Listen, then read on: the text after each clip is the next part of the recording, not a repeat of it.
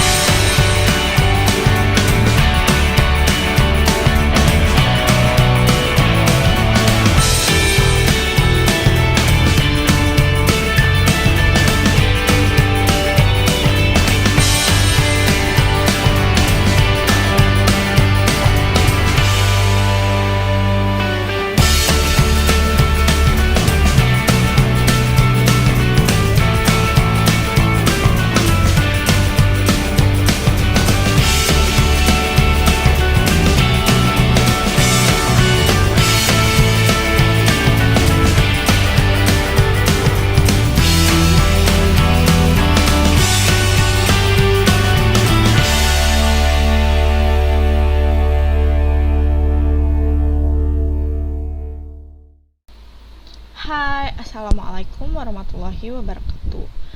Sekarang kita akan ngerjain tugas chapter 2 yaitu Treat Based Parallelism. Nah, untuk soalnya itu ada di sini. Jadi soalnya ini, buatlah minimal 1000 baris program penjadwalan luangan mengajar Politeknik Pos Indonesia pada gedung pendidikan dengan berbagai prasyarat. Dosen dengan jabatan tidak boleh mengajar hari Selasa. Waktu pilihan yang bisa di-request oleh masing-masing dosen praktisi yang hanya bisa mengajar hari Sabtu, kemudian menyediakan kelas kosong yang tidak terjadwal dan hal-hal kompleks lainnya yang biasa terjadi dalam penjadwalan kuliah. Wajib menggunakan thread yang mengakomodasi jawaban atas pertanyaan-pertanyaan di bawah ini. Semua dijelaskan di YouTube dengan menampakkan muka, ini udah ya, dan juga tangkapan layar sendiri. Praktek kode programnya wajib dilakukan di Spider atau IDE pemrograman yang disukai, bukan PowerPoint, bukan PDF, bukan aplikasi viewer lainnya. Kemudian, menjelaskan dengan langsung kode Python. Nah, yang pertama itu, apa itu thread? Nah, di sini kita udah ada bukunya. Di mana ya? Apa ini? Nah, ini bukunya itu punyanya Giancarlo Giancarlo Parallel Programming Cookbook. Nah, di sini apa itu thread? Apa sih thread itu? Bentar ya. Jadi, teman-teman, thread adalah alur eksekusi independen yang dapat dieksekusi secara paralel dan bersamaan dengan utas lainnya dalam sistem. Atau jadi misalkan ada satu proses. Nah, proses ini bakal dieksekusi barengan sama proses yang lain. Kemudian, beberapa utas atau proses dapat berbagi data dan sumber daya, mengambil keuntungan dari apa yang disebut ruang informasi bersama. Implementasi spesifik dari utas dan proses tergantung pada OS tempat Anda berencana menjalankan aplikasi, tetapi secara umum dapat dinyatakan bahwa utas terkandung di dalam suatu proses dan bahwa utas berbeda dalam kondisi proses yang sama. Berbagi beberapa sumber daya. Kemudian proses yang berbeda tidak membagikan sumber dayanya sendiri dengan proses lain. Utas ini terdiri dari 3 elemen. Yang pertama itu penghitung program, register, dan tumpukan.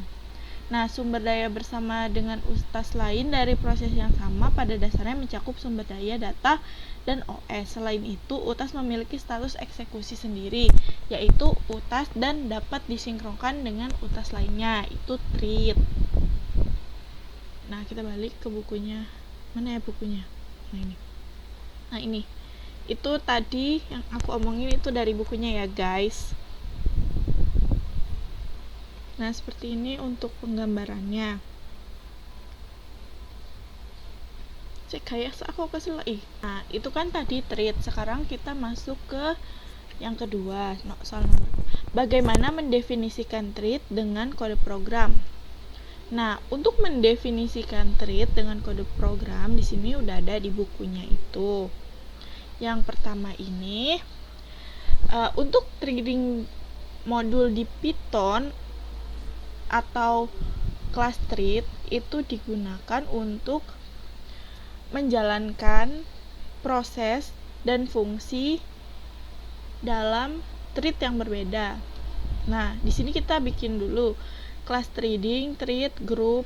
Nah, seperti ini. Kemudian ini di dalam sini parameternya ada group, target, nama, name, arc sama quarks. Nah, di sini juga ada penjelasannya. Pokoknya ya, gitu ya. Nah, kemudian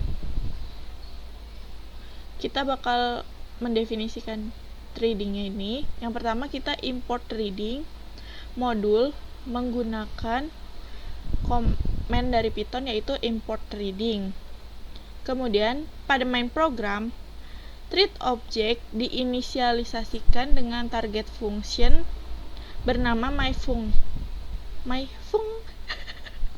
Kemudian argumen pada fungsi akan masuk menjadi output message kayak ini ya, T sama dengan trading.treat. Maaf aku ketawa, lucu guys. Nah, kemudian treat tidak dapat running sampai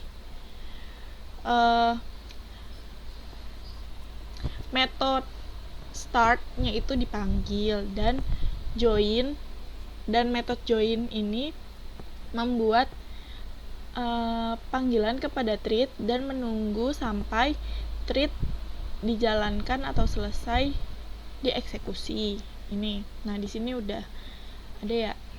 Nah, ini define. Nih, kita run ya. Nah, maka dia hasilnya akan seperti ini. Kemudian number 3. Bagaimana cara identifikasi treat yang berjalan saat ini? Kita share ya. Nih, mengidentifikasi treat yang sedang berjalan. Bagaimana cara melakukannya? Bentar guys, haus ya.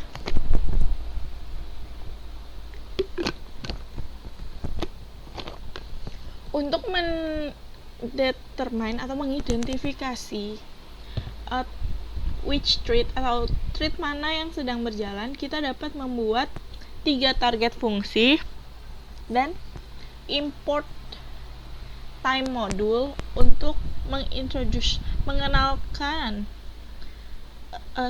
execution of 2 second. Jadi dia akan mengenalkan mana treat yang dieksekusi dalam 2 detik.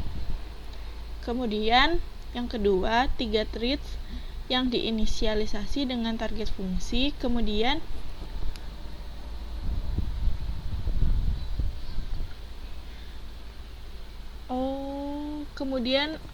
pass pokoknya itu ini. We pass the name that is so print and this is not defined. Jadi dia tidak terdefinisi. Kemudian nama defaultnya akan digunakan. Kemudian start dan join methods akan dipanggil oleh treat lainnya. Nah, ini untuk si treatnya yang identify kita jalanin. Nah, di sini. Jadi yang ini tuh fungsi A lagi jalan, fungsi B, fungsi C, terus dikeluarkan. Kemudian yang ketiga, bagaimana cara mengidentifikasi treat yang berjalan saat tadi udah yang ketiga mah. Yang keempat, bagaimana cara menggunakan treat pada subclass pada kode program. Nah, kita buka lagi bukunya ya. Kita harus rajin membaca. Nih, defining a treat subclass.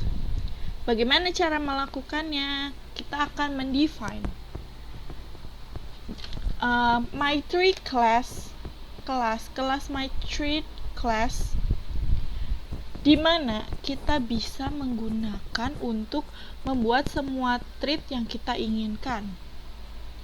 Masing-masing thread pada tipe ini akan membuat karakter dari operasi define saat mereka menjalankan metodenya, di mana contohnya ini limit dari threadnya itu sendiri untuk mencetak string pada awal dan pada akhir eksekusi.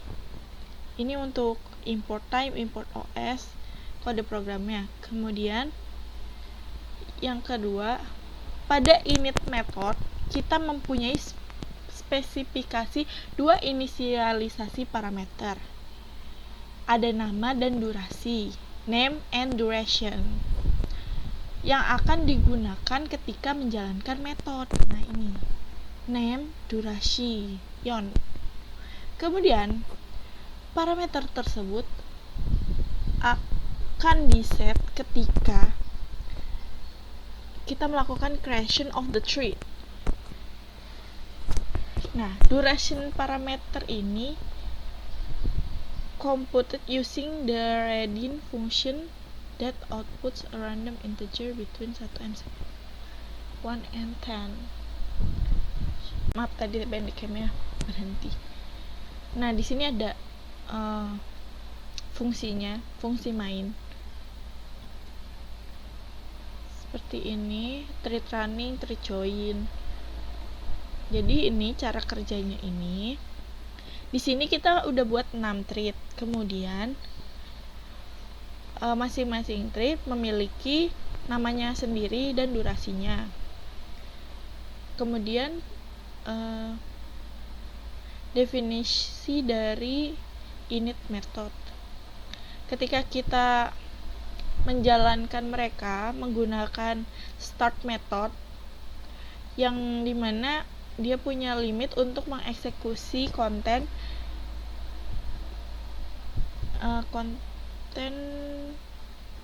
yang sebelumnya telah di-define oleh run method.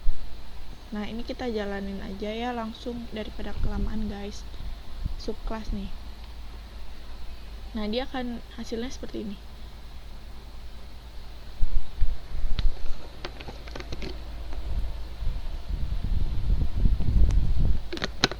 Jadi saat kita menjalankan si subclass ini, kita menghabiskan waktu 8, sekian detik gitu.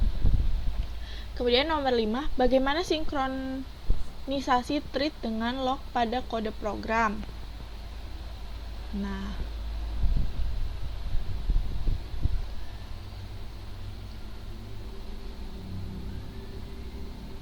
nih, mensinkronisasi dengan log.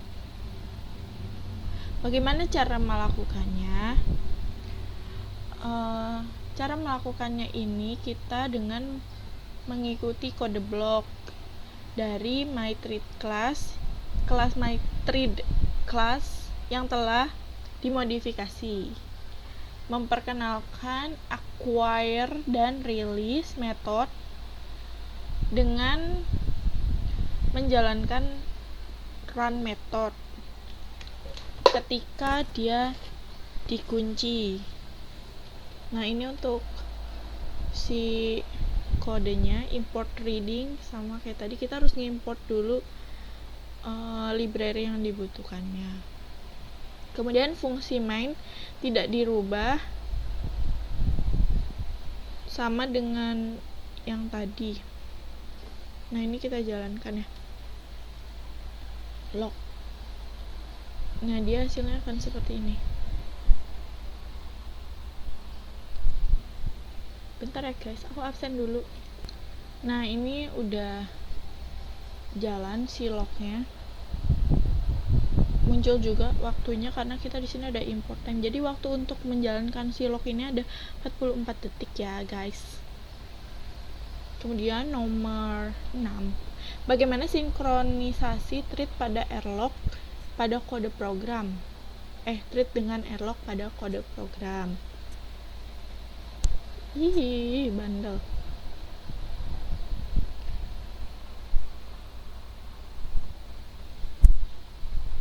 Nih, sinkronisasi dengan airlock. Bagaimana cara melakukannya? Kita memperkenalkan dulu, yang pertama namanya adalah class box, di mana dia memprovide add dan remove atau add,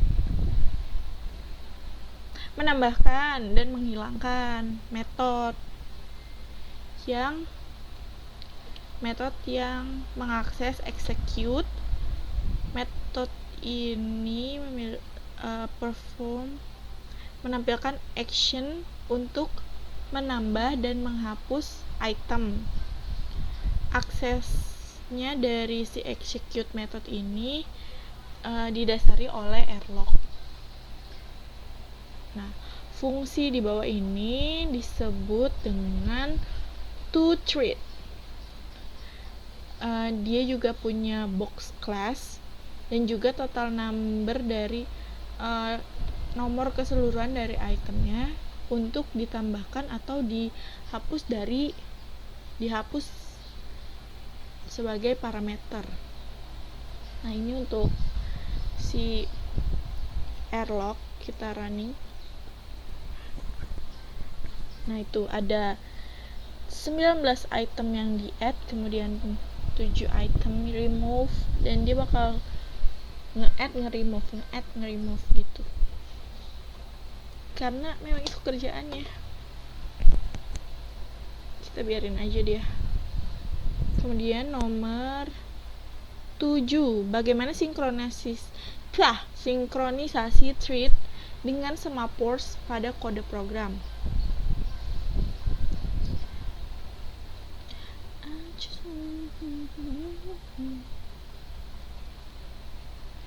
Nah, sinkronisasi dengan semaphore. Bagaimana cara melakukannya? Yang pertama, kita inisialisasikan semaphore dengan 0. Yang kita sebut dengan semaphore kayak gini pokoknya. Nih, semaphore isinya 0 ya. Nah, ini ya pokoknya kayak gitulah ya guys ya. Nah, kita running aja si semaphore. Ini dia, kita run. Apa sih? Nah, dia akan muncul seperti ini guys. Coba kita baca bagaimana cara kerjanya si semaphore ini guys.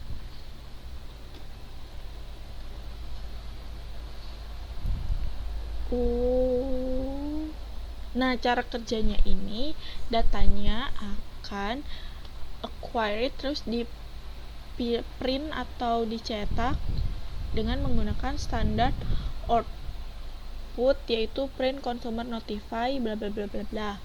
Nah, hasilnya ini kita akan mendapatkan setidaknya 10 runs, 10 thread, itulah pokoknya 10 runs. Jalankan apalagi pokoknya guys. Nah, ini. Kemudian selanjutnya nomor 8, bagaimana sinkronisasi thread dengan sebuah kondisi pada program. Sinkronisasi thread pada kondisi sebuah program. Nah, ini thread synchronization with a condition. Bagaimana cara melakukannya? Kita pertama ini, class consumer acquires membagi resource yang telah dimodelkan menggunakan item list. Kemudian, jika panjangnya list itu sama dengan 0, maka consumer akan ditempatkan pada waiting stage.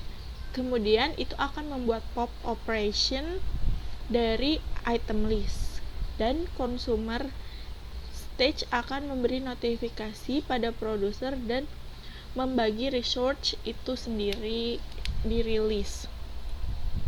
Kemudian the class producer acquires membagi resource, dan kemudian dia mau verifikasi bahwa list itu sudah full. Untuk contohnya kita menempatkan maksimum number dari itemnya itu 10 supaya kita bisa mengisi item listnya. Kemudian jika list tidak full maka single item akan ditambahkan.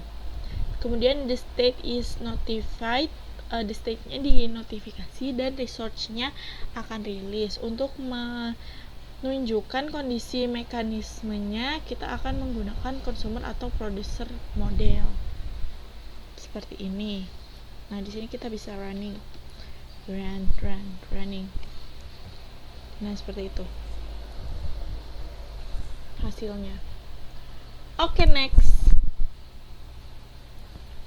Nomor 9. Bagaimana sinkronisasi thread dengan sebuah event pada program? Ini belum selesai ya, guys. Biarin aja deh, kita tinggalin soalnya lama.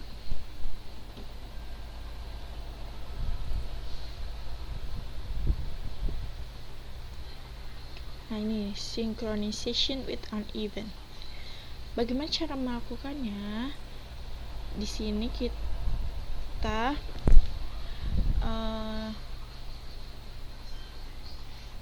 mengimport library yang dibutuhkan tuh login trading. Kemudian setelah kita mengimport library login trading time sama random, udah kerekam, kita mendefine log output formatnya. Ini tuh sangat berguna untuk clearly visualize membersihkan visualisasi data yang ada, ngono loh. Kemudian kita set item list. Nah, parameter ini tuh bakal digunain oleh si consumer dan producer class. Kemudian event parameter ini di-define as follow tuh. Yaitu pokoknya kemudian parameternya akan digunakan untuk mensinkronisasikan komunikasi antara thread-nya. Nah, ini sini kita langsung running aja kali ya. Ya deh, event kita running. Nah, hasilnya akan seperti ini. Dia bakal ngebaca si produser sama consumer ya. Oke, kita tinggalin aja karena lama.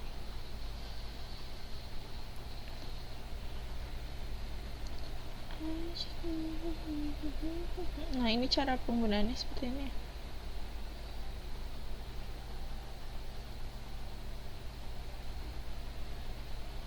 Nih, si produser akan add item. Kemudian dia bakal ngeset eventnya, dimana si customer ini bakal nunggu. Nah, setelah si produser nge-set event, dia bakal clear eventnya, terus dia tidur, sleep. Nah, gitu berulang. Nah, untuk si customer-nya setelah dia nunggu, dia bakal nge-remove itemnya dari si produser yang udah nge-add itemnya. Gitu pokoknya, guys. Oke, bye. Kemudian sinkronisasi dengan menggunakan barrier. Kita lihat dulu soalnya. Bagaimana sinkronisasi thread dengan barrier pada program? Bagaimana? Nih untuk contohnya ya, guys. Ini bisa dibaca. Nih, untuk si barrier ini kita mensimulasikan running program dengan 3 partisipan, yaitu Huey, Dewey, dan Lowy.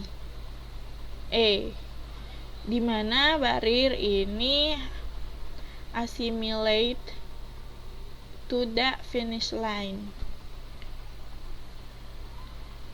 Nah, cara kerjanya bisa dilihat di sini. Kita mengeset number of runners to num runners sama dengan 3, di mana untuk men-set final goal-nya pada line berikutnya menggunakan barrier directive. Untuk ininya kita bisa running.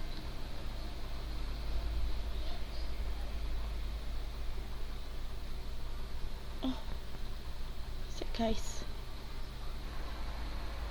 Maaf tadi spidernya ngamuk. Oke, ini jadi yang barrier kita running. Nah, dia akan muncul seperti ini, start race. Terus race-nya over. Kemudian yang selanjutnya, bagaimana komunikasi thread dengan antrian? Bagaimana? Ayo, bagaimana guys?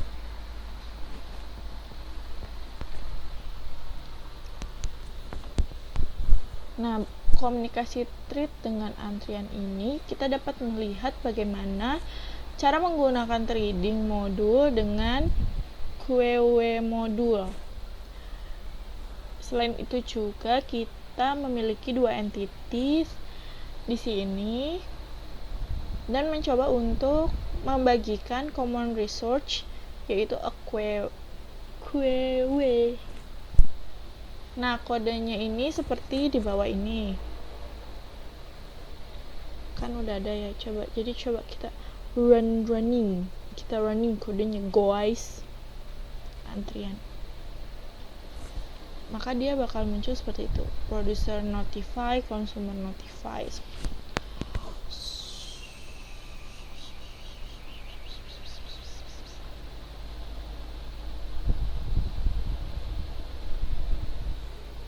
Nah, yang terakhir ini yang tadi yang program penjadwalan ruangan mengajar Politeknik Pos Indonesia. Untuk source code-nya ini di sini ada kode, bentar ya guys, aku cari. Nah, ini. Mana sih spider? Nah, source code-nya itu ini ya guys. Kemudian untuk cara menjalankannya, kita jalankan di CMD. Sebelumnya kan kita cuma pasti masuk ke usernya aja. Setelah itu kita masukin di mana si file kita adanya. Nah, aku adanya di sini. Terus untuk ngerunningnya kita tinggal tulisin python kode.py. Nah, nanti dia bakal ada notifikasi kayak welcome to your booking system. Here you can choose a treatment, then select a date and time. Say quit at any time to exit the process. Nah, di sini dia bakal nanya, what is your full name? Aku bakal jawab Dwi. Kita ketik, kemudian kita enter. Nah, di sini which treatment would you like to book? Please choose a number from the list above. Gedung mana yang mau kamu pilih? Kamu tulis aja nomor dari gedungnya. Misalkan aku pengen di lab gedung pendidikan 321, yaitu nomor 4. Kemudian kamu mau ngajar hari apa? Aku maunya hari Senin. Kemudian tanggal berapa kamu mau ngajar? Aku maunya tanggal 12. Kemudian ini adalah waktu untuk kamu mengajar. Nah, kamu tinggal pilih waktunya. Misalkan aku pengennya jam 2.30. Kemudian masukin email.